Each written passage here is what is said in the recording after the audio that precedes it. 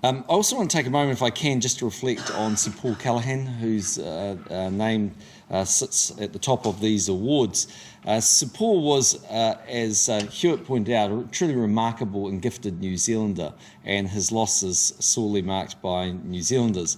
He, as you may be aware, when I first became Prime Minister back in late 2008, I decided to have a chief science advisor as an appointee to the government. And the reason I did that was I believed it was important to put science at the heart of the government, the thinking of the government, and the decision-making that we undertook. And so there were really only two people that probably could have been considered for that role at that particular point in time, Sir Peter Gluckman and Sir Paul Callaghan. As it was, Sir Paul had at that time been diagnosed, I think, with cancer, and so he was undertaking treatment, and it wasn't possible for him really to take up that role, and so Sir Peter was the obvious choice. But I'm sure if he hadn't have had that disease, then he would have been a logical successor to Sir Peter Gluckman.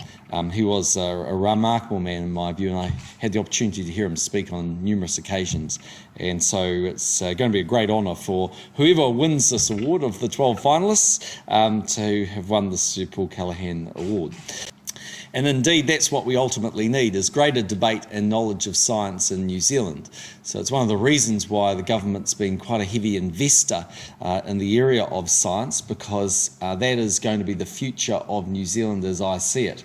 Whether it's tackling an issue like climate change or lifting productivity down on the farm, in the end we need scientific solutions to be the answer to the challenges that New Zealand faces. And I've long held the view, for instance, in an area like climate change, that the solution to those problems has to be found through science. Science, as I say, is going to be very important, and we want to encourage young people to go into science. So we've, as a government, promoted lots of different things to try and encourage people to enter the field of science and to be scientists, and hopefully to retain those very fine young minds in New Zealand.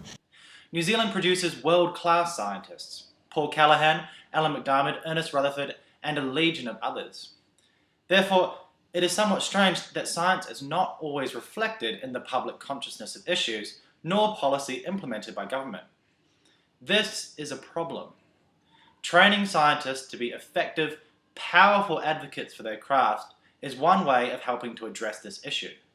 If scientists were able every day to communicate their passion for their work in an understandable way to the public, this would help facilitate a much more useful discussion of science and the role it can play in our lives. Which brings me to the Eureka Symposium. I have spent most of my life in the New Zealand education system. At no point in my schooling did I encounter a program or competition designed to get scientists communicating. Eureka fits perfectly. To use a biological phraseology, it occupies a niche in which there is no competition at present. It forces young scientists like myself to grapple with presenting their ideas in a meaningful, understandable way. Even if participants aren't selected for the final, it has still provided them with an opportunity to engage with this process. I would argue this is extremely valuable, both to them as professionals and to our country as a whole. Scientists are smart people with good ideas, and we generally benefit from what they do. Science also represents our best chance of addressing the environmental and demographic challenges the world is facing. It is my belief that good scientists, who are also good communicators, will be able to play a stronger role in this process, to our benefit socially, economically, and environmentally. Eureka sends the very clear message to all the students that science is really valuable in today's society, and communicating that science clearly even more so. So by supporting Eureka, by being involved in Eureka, you are making an investment in the futures not just of the 12 outstanding individuals we have sitting with us tonight, but also in the futures of all our science and technology students around New Zealand. So Eureka is not a one-way street. It gives various people the chance to go along and get inspired listening to these passionate young people talk about all their ideas and all the things that they've been thinking about. But it also has a massive impact on the participants themselves.